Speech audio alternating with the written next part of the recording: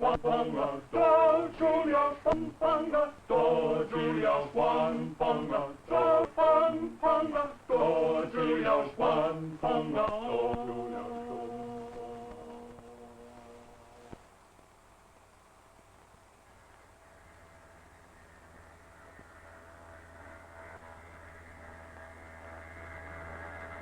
Chinese harbors are the busiest harbors in the world.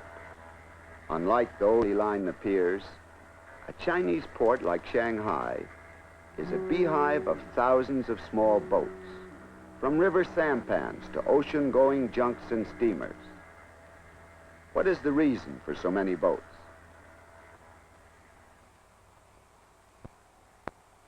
Let us imagine that we are in a plane coming from the United States and that we can see clear across China. At China's back door lies the highest mountain range in the world, the Himalayas. Here is the chief source of China's many rivers. There are few railroads and practically no highways in this large country, and rivers must provide the avenues of transportation to the interior.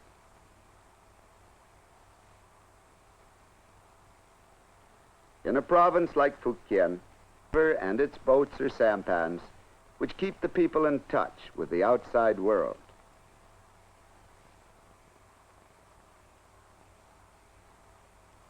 The little sampans penetrate deep into the heart of the province, carrying needed supplies inland and bringing out produce such as food and lumber to the cities, an almost impassable waterway. Sometimes the river sailors must haul their boats for miles when the channel becomes too shallow or too rocky.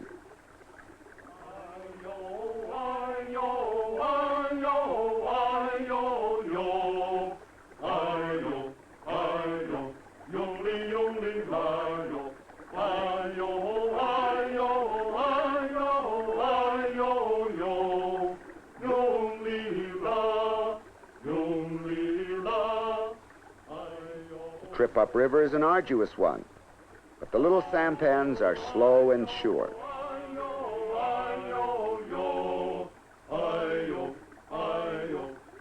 And the province of Fujian owes its continued life to the riverboat sailors and their small vessels.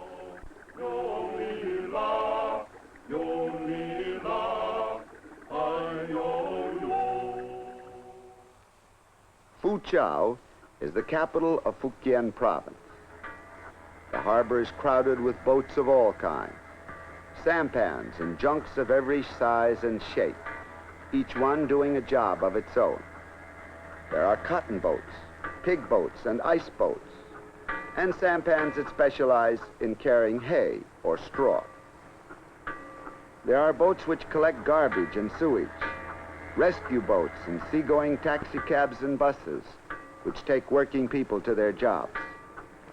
Rush hours are as crowded as a subway.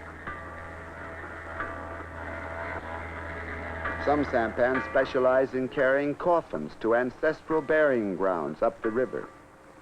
Still others take a bride to meet her bridegroom. Some help to unload the big liners from far away. Here in the harbor, not on land, is the heartbeat of Fujian.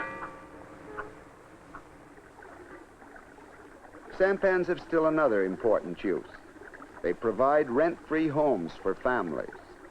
They are very crowded homes by our standards, but the Chinese, like most Asiatic peoples, seem to have a genius for adapting themselves to uncomfortable living conditions.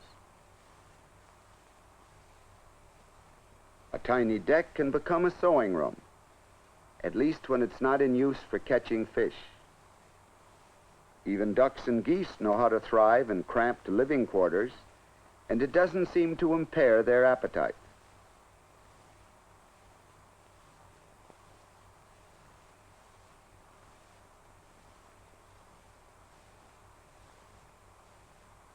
Crowded as a sampan may be, there's still room for a small flower garden. Sampans provide a family with more than a home. As fishing vessels, they offer a way of getting food. Fish is the essential item in a sampan family's diet.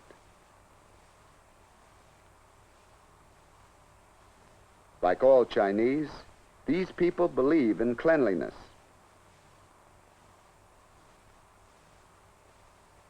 Many families are Christian.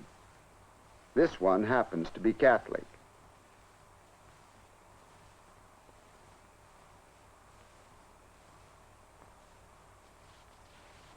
This is Ling Fung Ta, the father of the family. Mr. Ling's only skill is fishing. The harbor fishing grounds are not productive, but he catches enough for food, with a few left over to sell. Most of his small earnings go to buy cloth for clothes. Mrs. Ling is tailor and dressmaker for the whole family.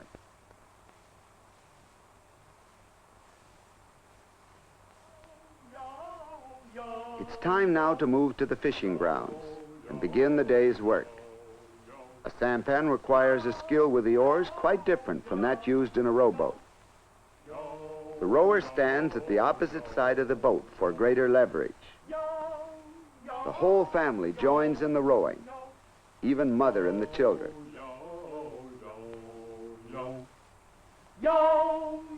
Children get their sea legs early, and they rarely fall overboard. Strapped to their mother's backs, they learn the rhythm of the oar even before they learn to walk. By the age of 5, they take hold of the oar themselves. A sampan family lives and works together, not just sometimes, but all the time, 24 hours a day.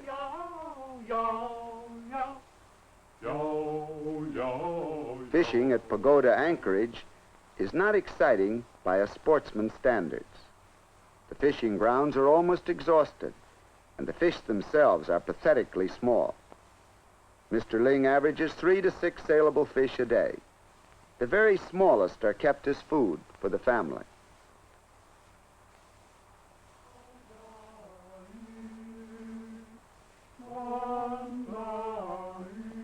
While Mr. Ling fishes, lunch is being prepared.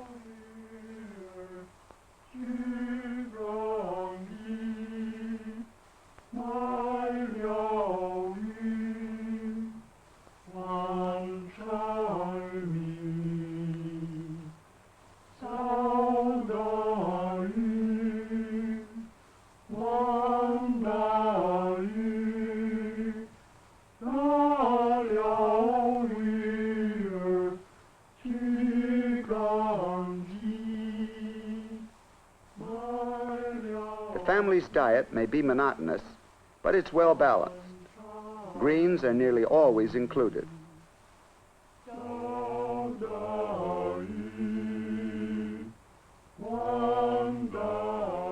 Luck is with Mr. Ling today.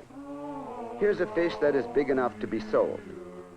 The money will go toward buying material for clothing or food staples like rice.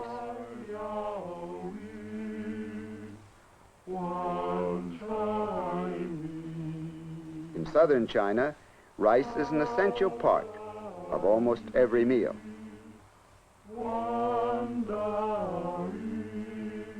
Just before lunch is ready, another fish is brought up in the net.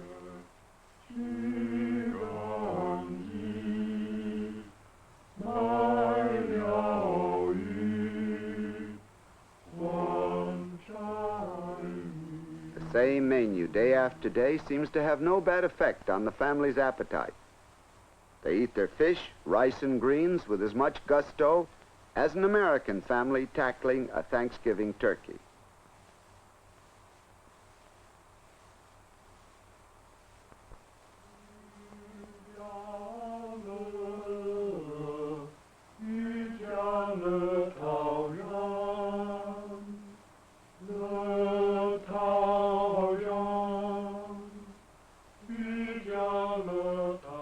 In the afternoon, when the day's fishing is done, the nets are spread to dry.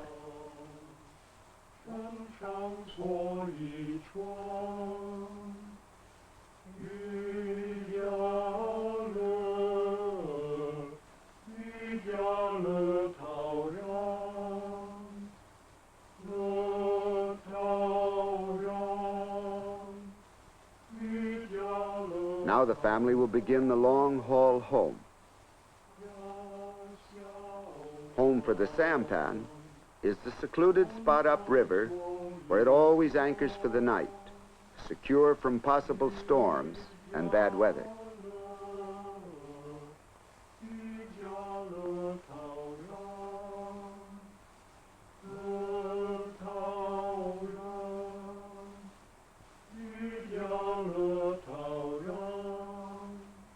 On the way home, they meet a cormorant fisherman and his birds. This provides as much entertainment for the children as an afternoon at the movies does for American youngsters.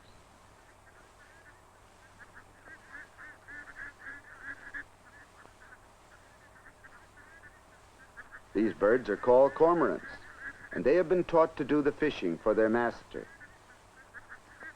They begin their training when they are only little chicks. The children are fascinated as the performance begins. The birds, in spite of their training, always need coaxing. They know they won't be able to eat the fish they catch because the collars they wear around their necks will make it impossible for them to swallow. And so at first they are unwilling to start. But soon their natural instinct to fish gets the better of them, and they go to work.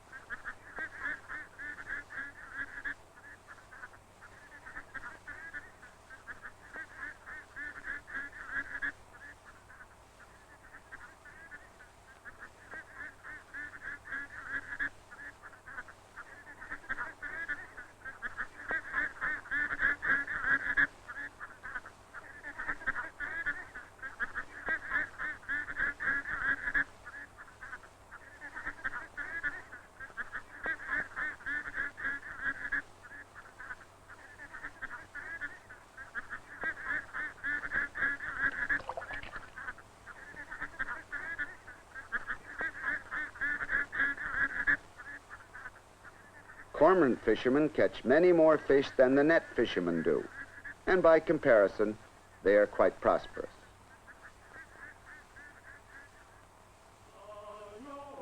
For the Ling family, the day has been an uneventful one, exactly the same as countless others. Like all sampan families, they have no idea of what it's like to live on land or own it. The water is their home, and it will be their home till the day they die.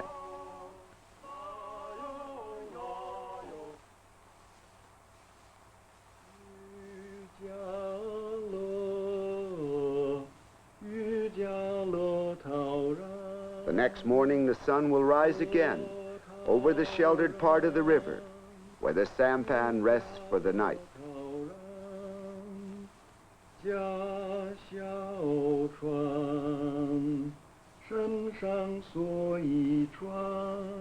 The Ling family will wake up again in their floating home, glad that the sun is shining, hopeful that the day's fishing will be good. And once more, they will set about their work.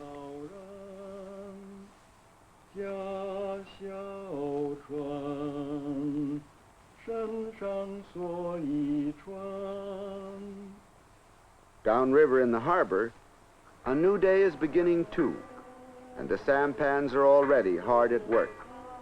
The big liners must be loaded and unloaded. Foodstuffs and materials, passengers and livestock must be transported to Foochow and beyond. As late as 1933, there were only 4 footpaths linking Foochow with the interior.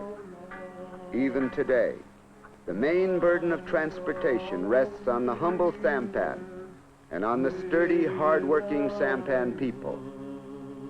Without them, China could not long survive.